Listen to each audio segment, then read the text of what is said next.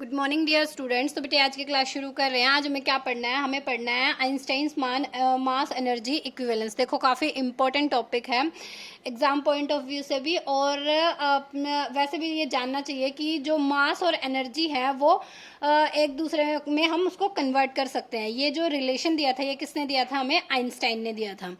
ठीक है, तो हमारे पास जैसे रिलेशन है E is equal to M C square. Actual जो रिलेशन है ना वो है M is equal to E by c square. इसी को हमने सोल्व आउट सिंप्लीफिकेशन फॉर्म में लिखा है E is equal to M C square. ठीक है, हमें इसी को क्या करना है? आज प्रूफ करना है कि E is equal to M C square कैसे है। क्या है बेटा इसमें? It is a very important consequence of special theory of relativity. देखो काफ़ी बातें पढ़ी है हमने स्पेशल थ्योरी ऑफ रिलेटिविटी में। क्या क्या पढ़ा है हमने? लेंथ कॉन्ट्रैक्शन के बारे में पढ़ा है, हमने टाइम डायलेशन के बारे में पढ़ा है कि जब भी कोई ऑब्जेक्ट स्पीड ऑफ लाइट से मूव करता है या उसकी कंपेरेबल स्पीड से मूव करता है तो जो हमें टाइम दिखाई देता है वो क्या है? कम, यानी कि टाइम जो है स्लो चलने लग जाता है। ठीक है, और आज हम क्या पढ़ रहे हैं? ये हमारे पास एक इम्पोर्टेंट कंसिक्यूज है किसका? स्पेशल थ्योरी ऑफ रिलेटिविटी का। क्या है? Mass energy equivalence, according to which mass and energy are interconvertible. इसके कारण क्या है? मास और एनर्जी क्या है? Mass and energy are interconvertible. That is mass can be converted into energy and energy also converted into mass, जिसे हम बोल रहे हैं वाइस वर्सा।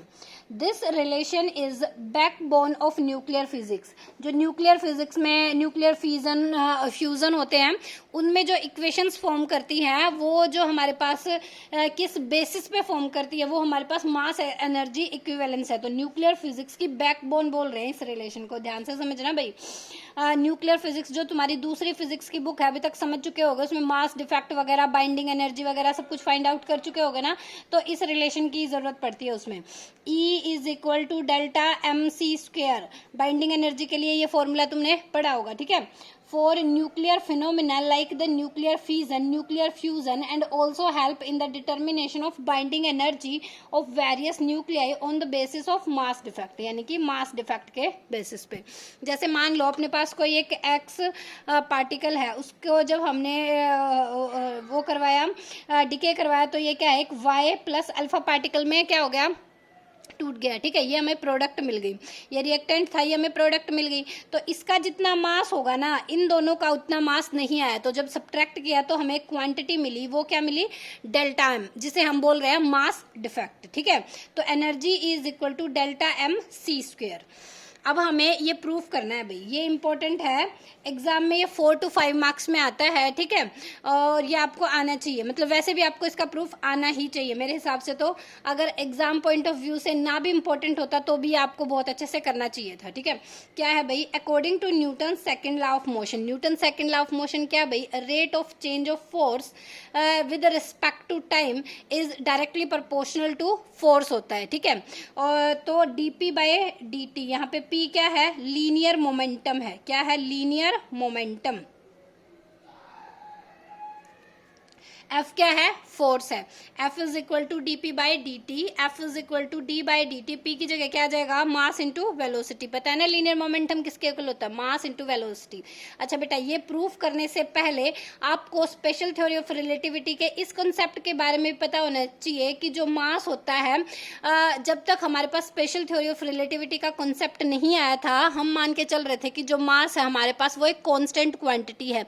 लेकिन नहीं, आइंस्टाइन ने ये प्रूफ किया कि जो मास है हमारे पास वो क्या है? वो भी एक वेरिएबल क्वांटिटी है, वो भी चेंज होता है। हम पढ़ के आए थे ना रिलेशन मास का, क्या होता था? m इज इक्वल टू में m not divided by 1 minus v square by c square. जब भी कोई ऑब्जेक्ट स्पीड ऑफ लाइट के कंपेरेबल स्पीड से मूव करता है तो उसके मास में चेंज आता है। ठीक है, और उसे हम बोलते हैं वेरिएबल मास। तो ये प्रूफ करने से पहले हमें इस कंसिक्यूज को ध्यान में रखना चाहिए कि जो मास है वो क्या है? एक वेरिएबल क्वांटिटी है। अब हमारे पास आ गया d by d t of m v, मतलब इसका क्या करना पड़ेगा? डिफरेंशिएशन करना पड़ेगा।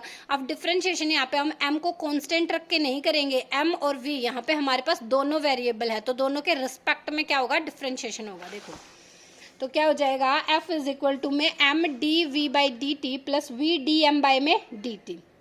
दोनों तरफ हम dx से मल्टीप्लाई कर देंगे, दोनों तरफ क्या कर देंगे, dx से multiply. f dot dx is equal to m dx into में dv बाई dt प्लस यहाँ पे आ जाएगा v इंटू में dx dm बाई में dt। देखो भाई f dot dx force into में डिस्प्लेसमेंट किसके इक्वल होता है, वर्क डन के। फोर्स इंटू डिस्प्लेसमेंट पता है ना, वर्क डन के इक्वल होता है। अच्छा, ये हमारे पास क्या है, एक स्केलर क्वांटिटी होती है। स्केलर क्वांटिटी मतलब ये एक डॉट प्रोडक्ट है। जैसे मैं तुम्हें समझाऊं, चलो इसके बारे में बाद में बात करेंगे। जैसे ये ऑब्जेक्ट है, मान लो अपने पास कोई भी m मास का ऑब्जेक्ट है, यहाँ पे मैंने इस पे f फोर्स लगाया तो ये डिस्प्लेस होके मान लो यहाँ तक आ गया, तो डिस्प्लेसमेंट कितनी हुई, dx हुई। ठीक है, यहाँ पे अगर तो डिस्प्लेसमेंट हमारी उसी डायरेक्शन में होती है जिस डायरेक्शन में हमने फोर्स लगाया है, तो जो वर्क डन होता है वो हमें पॉजिटिव मिलता है। ठीक है, ये अपना टॉपिक नहीं है, बस अभी तुम्हें सिर्फ इतना ध्यान रखना है, इस पर जो फोर्स लगाया था वो था f, तो f डॉट dx अपना किसके इक्वल आ जाएगा, dw के, इस पर होने वाले स्मॉल वर्क डन के इक्वल। ठीक है, तो dw f डॉट dx की जगह मैं क्या रख दूं, dw, यहाँ पे आ जाएगा m, dv इधर ले लिया मैंने, dx बाई dt लिख सकती हूँ, v dm मैंने इधर ले लिया, dx बाई dt, इसको लिख सकती हूँ ना।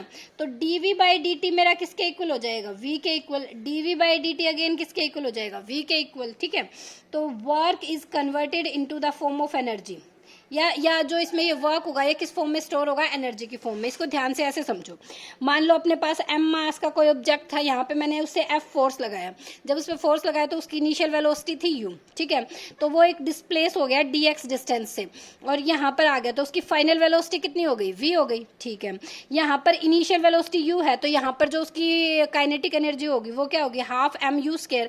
यहाँ पर फाइनल पोजीशन पे ये उसकी क्या है, इनिशियल पोजीशन, ये क्या है, फाइनल पोजीशन। फाइनल पोजीशन पे कितनी होगी, हाफ m v स्क्वायर। हमें पता है by work energy theorem, work energy theorem, work done by all kinds of forces is equal to change in kinetic energy. ये मैंने क्या लिखा है, work done by all kind of forces. All kind of forces का मतलब work done by conservative forces हो, non conservative forces हो, कोई भी एक्सटर्नल फोर्स हो, work done by external agent हो, सभी फोर्सेस का जो सम होगा वो किसके इक्वल होगा, चेंज इन काइनेटिक एनर्जी। ये जो थ्योरम है ये ऑलवेज वैलिड है, ऑलवेज। तो यहीं पर हम इसी थ्योरम का यूज करेंगे। ठीक है, तो ये अपने पास यहाँ पर जो है ना इनिशियल एनर्जी थी, ये क्या है, initial energy, initial kinetic energy, जिसे मैं KI से डिनोट कर देती हूँ। ये हमारे पास है फाइनल काइनेटिक एनर्जी। ठीक है, तो यहाँ पर जो होने वाला वर्क डन है वो मैंने मान लिया dw है, तो वो क्या हो जाएगा, change in kinetic energy. Change in kinetic energy final kinetic energy minus initial kinetic energy, यानी कि dw मेरा किसके इक्वल हो जाएगा, half m u square minus half m v square, sorry half m v square minus half m u square. ठीक है, ये अपने पास क्या है, चेंज इन काइनेटिक एनर्जी, जिसको मैं किससे शो कर सकती हूँ, dk को, यानी कि dw मेरा किसके इक्वल आ गया, dk के equal, which is change in kinetic energy. तो यहाँ पे मैंने dw को पुट किया क्या, dk, तो dk is equal to m dv, ये किसके इक्वल हो गया, v के, यहाँ पे आ गया v, यहाँ पे dm dx बाय dt किसके इक्वल हो गया, v के। ठीक है, dk यहाँ पे mv इंटू में v dv, यहाँ पर v इंटू v कितना हो गया, v स्क्वायर इंटू में dm। ये इक्वेशन नंबर 1 होगी। अब नेक्स्ट क्या करेंगे, अब देखो, from the special theory of relativity, मैंने बताया था स्पेशल थ्योरी ऑफ रिलेटिविटी के इस कॉन्सेप्ट के बारे में ज़रूर ध्यान रखना है कि जो मास है वो हमारे पास कांस्टेंट नहीं है, वो एक वेरिएबल क्वांटिटी है।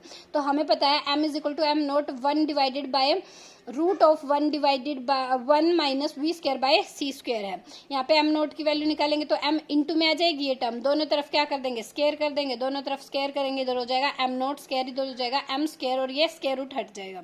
तो यहाँ पे ये जो सी स्क्वायर है इसके साथ मल्टीप्लाई में मैं इधर ले जाऊंगी एलसीएम लेने के बाद, और इनकी मल्टीप्लाई कर दूंगी m square c square minus m square v square. तो m square c square minus m square v square is equal to m not square c square. ये जो इक्वेशन आ गई, अब इसको करेंगे डिफरेंशिएट, दोनों तरफ क्या करेंगे, डिफरेंशिएट करेंगे। डिफरेंशिएट करेंगे तो ये क्या हो गया, 2m सी स्क्वायर, सी के रिस्पेक्ट में नहीं करेंगे क्योंकि सी हमारे पास कांस्टेंट है। कांस्टेंट मतलब जिसकी वैल्यू फिक्स है, कितनी, 3 into 10⁸ metre per second, which is the speed of light. ठीक है, तो ये हो जाएगा 2m dm by into c square इधर हो गया अपने पास माइनस का ये हो गया 2mdmv² प्लस में यहाँ पे एक बार पॉजिटिव एक बार नेगेटिव। अच्छा ये हमारे पास क्या है, ये हमारे पास है कांस्टेंट क्वांटिटी है और ये हमारे पास क्या है, रेस्ट मास है। रेस्ट मास मतलब ये कांस्टेंट मास है, इसका क्या हो जाएगा 0। तो ये टर्म आ गया हमारे पास, u इंटू वी का फॉर्मूला लगा दिया ना इस पर।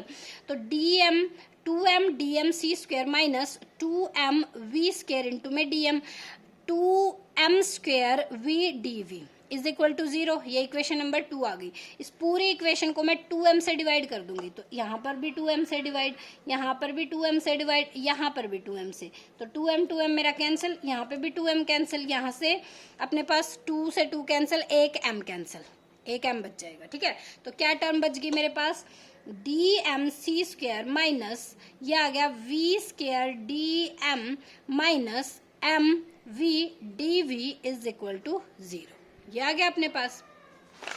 क्या आ गई इक्वेशन, मेरे पास इक्वेशन आ गई dmc² minus v² dm minus mv dv is equal to 0।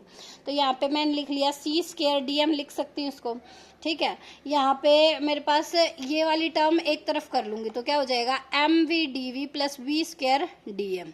ठीक है, अब ये इक्वेशन नंबर 3 है। इक्वेशन नंबर फर्स्ट भी हमने लिखी थी, क्या थी इक्वेशन नंबर फर्स्ट, ये रही, देखो mv dv plus v² dm, इधर भी mv dv plus v² dm। ये साइड और ये साइड दोनों की सेम है, इन दोनों को कंपेयर करूंगी तो ये वाली साइड किसके इक्वल आ जाएगी, c² dm के इक्वल आ जाएगी। तो मेरे पास हो गया comparing equation 1 and 3 dk is equal to c² dm। अब इसको करूंगी मैं इंटीग्रेट। इंटीग्रेट क्यों, क्योंकि ये हमारे पास स्मॉल एनर्जी आई है, कंप्लीट एनर्जी चाहिए हमें, तो इसको क्या करना पड़ेगा, इंटीग्रेट करना पड़ेगा इनिशियल टू फाइनल पोजीशन। अच्छा इंटीग्रेट करूंगी तो हमारे पास स्टार्टिंग की जो एनर्जी है वो है 0, कहाँ तक जानी है हमारी एनर्जी, के एनर्जी तक, यानी कि कंप्लीट जो हमारे पास काइनेटिक एनर्जी वहां तक। ठीक है, m हमारा कितना है m0, स्टार्टिंग का जो रेस्ट मास है वो कितना है m0 और हमें कहाँ तक जाना है m मास तक जाना है। ठीक है, तो यहाँ पर 0 से k dk की जो इंटीग्रेट करेंगे, dk का इंटीग्रेशन k हो जाएगा, ये c² बाहर है कांस्टेंट, dm का इंटीग्रेशन m हो जाएगा, initial final limit minus initial क्या हो जाएगा, अब यहाँ पे हमारे पास है upper limit minus lower limit, तो क्या हो जाएगा k माइनस का 0 c² ये हो जाएगा m माइनस का m0, यहाँ पे आ गया k, ये हो जाएगा c² m माइनस m0²। ये इक्वेशन आ गई मेरे पास काइनेटिक एनर्जी की। हमें चाहिए टोटल एनर्जी। टोटल एनर्जी होती है काइनेटिक एनर्जी प्लस में पोटेंशियल एनर्जी। ठीक है, हमें क्या चाहिए, टोटल एनर्जी चाहिए ना, तो टोटल एनर्जी क्या होती है, kinetic energy plus potential energy. Potential energy यहाँ पर किसकी होगी, रेस्ट मास की होगी। रेस्ट मास की जो पोटेंशियल एनर्जी होती है वो होती है m0 c², ध्यान रखनी है ये, E is equal to k plus m0 c²। k की वैल्यू मैं यहाँ से पुट कर सकती हूँ। ठीक है, तो क्या हो जाएगा, यहाँ पे आ जाएगी mc² minus m0 c² plus m0 c², ये कैंसिल आउट, यहाँ पे आ गया E is equal to mc²। इसको लिख सकते हो हैंस प्रूव्ड। यही रिलेशन हमें प्रूफ करना था। तो भैया आपको अच्छे से प्रूफ करना आना चाहिए। कोई प्रॉब्लम हो कुछ समझने में, कुछ समझ ना आया तो आप मेरे से पूछ सकते हो। इस वीडियो को एक बार ना समझ में आए तो 2 बार देख लेना। ठीक है, फिर भी कोई प्रॉब्लम रही तो आप मेरे से पूछ सकते हो। पढ़ते रहिए। All the very best. Thank you.